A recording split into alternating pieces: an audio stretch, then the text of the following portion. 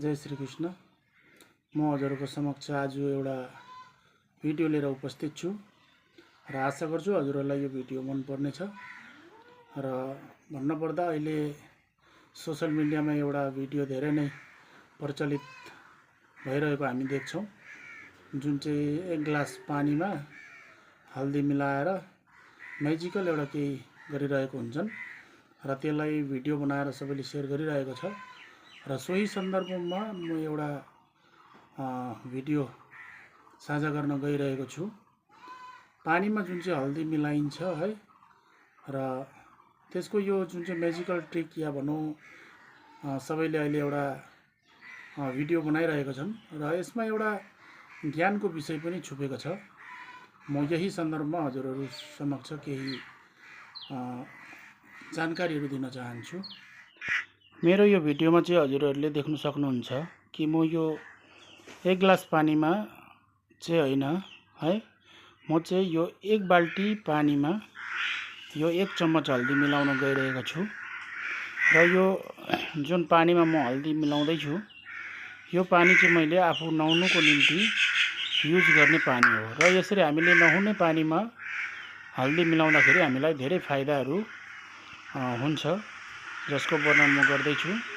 ज्योतिष शास्त्रको अनुसार पानीमा हल्दी मिलाएर नुहाउँदा आसपासको जुन चाहिँ नेगेटिभ एनर्जीहरू हुन्छ है, नकारात्मक ऊर्जाहरू जो हुन्छ त्योहरू नष्ट भएर जान्छ। हल्दीमा भएको शुद्धिकरण गुणले मानसिक र शारीरिक शुद्ध गर्नमा पनि धेरै मद्दत पुग्दछ। शरीरलाई स्वस्थ राख्नुमा पनि हल्दीको धेरै भूमिकाहरू छ।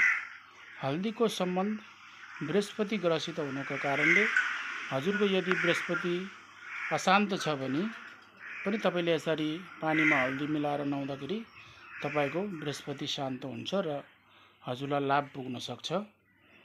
र साथै हल्दी भगवान गणेशको रूपमा पनि मानिन्छ र त्यसैले हल्दी पानीले नुहाउँदाखेरि गणपतिको कृपा हजुरहरूमाथि सदा बनिरहन्छ। पानीमा हल्दी मिलाएर नुहाउँदा शरीरको स्किनमा भएको जति पनि समस्याहरू हुन्छ, स्किन सम्बन्धी धेरै समस्याहरू पनि राम्रो हुन्छ।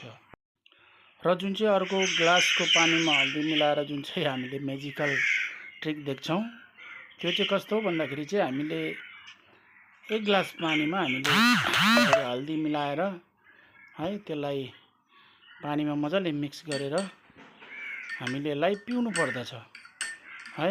यो हल्दी पानी जुन चाहिँ छ त्यो चाहिँ हामीले यसरी बिहान उठेर हामीले खाली पेटमा अगर पिउँछौँ भने हाम्रो धेरै समस्याहरू है, शारीरिक समस्याहरू राम्रो हुन्छ। र हल्दीलाई पानीमा मिलाएर पिउँदा शारीरिक सुजनहरू जो हुन्छ है, शरीरमा धेरै जग्गा सुजनहरू भइरहेको हुन्छ, जोइन्ट पेन जुन चाहिँ हुन्छ है त्योहरू हाम्रो रिलिफ हुन जान्छ। र क्यान्सर जस्तो बिमारीमा पनि हल्दी पानी पिउँदा धेरै लाभ प्राप्त हुन्छ। हल्दी पानी पिउँदा अनुहारमा निस्किने जति पनि चाउरीपनहरू हुन्छ है त्योहरू टाढो हुन्छ र स्किन जति पनि डिजिजहरू हुन्छ त्योहरू पनि राम्रो हुन्छ। हल्दी पानी पिउँदा इम्युनिटी पावर जो हुन्छ त्यो चाहिँ हाम्रो बढ्छ, जसले गर्दा हामीहरू धेरै बिमारीहरूसित लड्नुमा सक्षम बन्न सक्छौँ।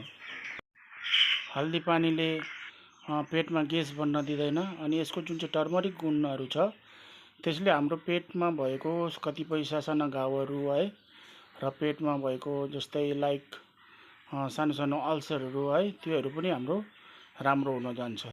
धन्यवाद हजुरहरूलाई। हजुरहरूको स्वास्थ्यको मङ्गलमय कामना गर्दै भिडियो समाप्त गर्दछु। लाइक, कमेन्ट र सेयर अवश्य गरिदिनु होला। धन्यवाद।